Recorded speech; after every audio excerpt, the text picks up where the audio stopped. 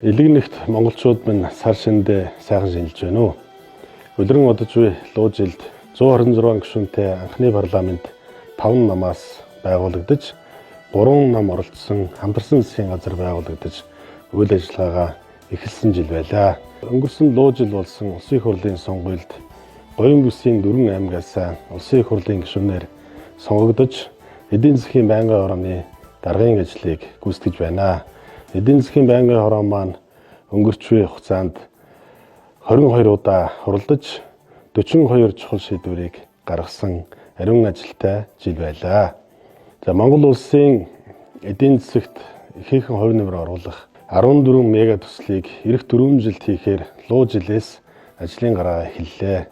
Энэхүү 14 төсөл маань Монголын ард түмний амжиргааг дэвшлүүлэх, Монгол улсын хөгжил дэвшлийг дэвшлүүлэх, Монгол улсын дэлхийн улс орнуудын байр сууринд оруулах нөлөөг нэмэгдүүлэх чухал төслүүд юм аа.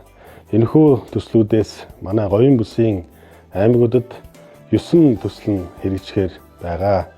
Ирж буй элдв эрдэнэ тэмээх модон могон жил маань нийт иргэд аж ахуйн нэгжүүдийн маань татварын хувь хэмжээ буурсан, орлого ашиг нь нэмэгдсэн, ард иргэдэд дарамт хүндрэл бэрхшээл учруулдаг, зөвшөөрлийн тоо буурсан, зөвшөөрлийг цахимжуулсан ийм жил байх болтугай.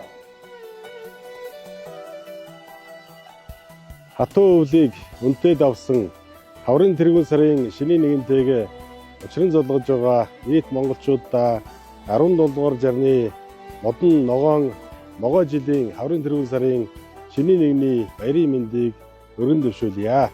Та бүхэн маань илгээрээ инх амгалан, төрлөөрөө түшин амгалан сар шиндээ сайхан шилээрэй.